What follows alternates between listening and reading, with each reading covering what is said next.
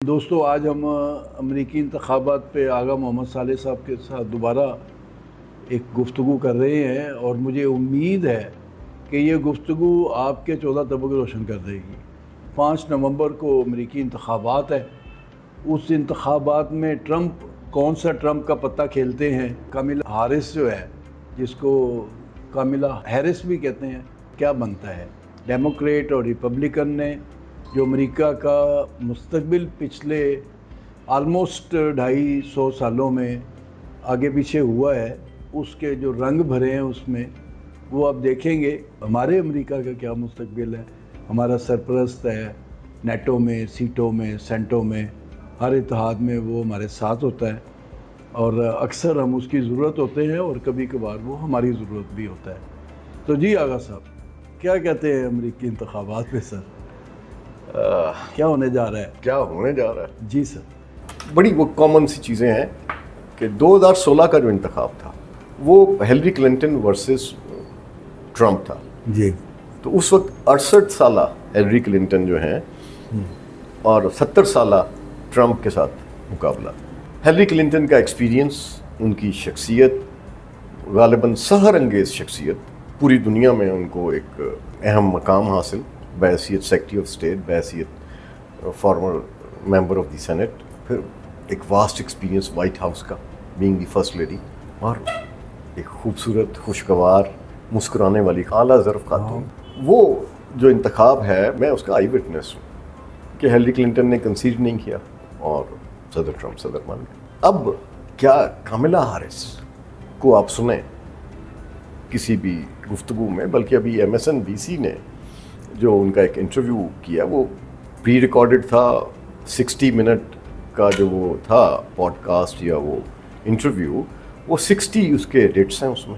میں سمجھتا ہوں کہ جس طرح سے امریکن میڈیا، مین اسٹریم میڈیا، کیپٹلسٹ میڈیا، سیٹھوں کا میڈیا، امریکہ کے سیٹھوں کا میڈیا، وہ جس طرح سے کاملا ہارس کو پروموٹ کرنے کی کوشش کر رہا ہے، یہی کوشش ہیلری کلنٹن کے لیے بھی کی گئی تھی۔ ہیلری کلنٹن اور ان کی شخصیت کا اگر جائزہ لیا جائے تو اس وقت 59 ایئرس کی یہ خاتون وائس پریزیڈنٹ غالباً کسی کمپیریزن نہ تو ہیلری کلنٹن کا مقابلہ کرتی ہیں، ایون براک اوباما کی مشال اوباما جو ہیں، جو حقیقتاً بلیک ہیں، سیاہ فام امریکی ہیں، ان کا مقابلہ بھی نہیں کرتی۔ تو ایک براؤن سے بلیک امریکن کا جو انہوں نے سفر کیا اور جس کو انہوں نے خود ڈکلیئر کیا، اس کو تو یعنی امریکہ کے سیاہ فام جو ہیں امریکی، وہ اس کو تسلیم کرنے کے لیے تیار نہیں ہیں۔ پالیٹکس اس لیے ہے کہ وہ براک اوباما کی اس لیگیسی کو یعنی استعمال کرنا چاہتی ہیں، تو وہ ان سے استعمال نہیں ہو پا رہی ہے۔ امریکہ کے سیاہ فام انہیں سیاہ فام تسلیم کرنے کے لیے تیار نہیں ہیں۔ اور دوسری طرف ہم براؤن جو امریکہ میں بستے ہیں، ایک بہت بڑی پاپولیشن ہے براؤن، وہ اس بات سے بھی خفا ہے کہ یہ ان کے جو ڈبل سٹینڈرڈز ہیں، پھر ان کی کنٹروورسیز جو ہیں وہ ان کی ماضی میں اور حال میں وہ سامنے آ رہی ہیں، اور خاص طور پہ غزہ اور فلسطین کے اس ایشو پہ ان کے وہ جو سٹیٹمنٹس ہیں وہ بھی آپس میں کنٹراڈکٹری ہیں۔ تو یہ چیزیں لوگوں کو میٹر کرتی ہیں۔ پھر نہ وہ شخصیت ایسی ہیں کہ جس کو یہ سمجھا جائے۔ پھر سب سے بنیادی وجہ یہ ہے کہ اگر ایک سفید فام ہیلری کلنٹن کو امریکہ کے عوام نے بحیثیت خاتون منتخب نہیں کیا، تو یہ ذہن میں رکھیے کہ امریکہ کی جو لینڈسکیپ ہے وہ کنزرویٹو ہے، وہ آزاد خیال نہیں ہے۔ اس کے ہاں ابھی بھی عورت جو ہے وہ ایکول نہیں ہے۔ ڈیموکریٹس کے اندر فار لیفٹ کا بھی ایک ایلیمنٹ پیدا ہو چکا ہے۔ تو یہ ساری چیزیں اب اس خوف کے تابع چل رہی ہیں۔ جو نقشہ وہ انہوں نے تحریر کیا تھا عالمی استعمار کا، جو ہیں خالق اور جو اس کو کنٹرول کرنے والے ہیں، وہ غالباً پنپ نہیں رہا، اور مجھے نظر نہیں آ رہا۔ اور اگر خدا نہ خواستہ یہ ہوا تو ہم دنیا جو ہے نا، ہم ایک عالمی جنگ کے اس پہ کھڑی ہے۔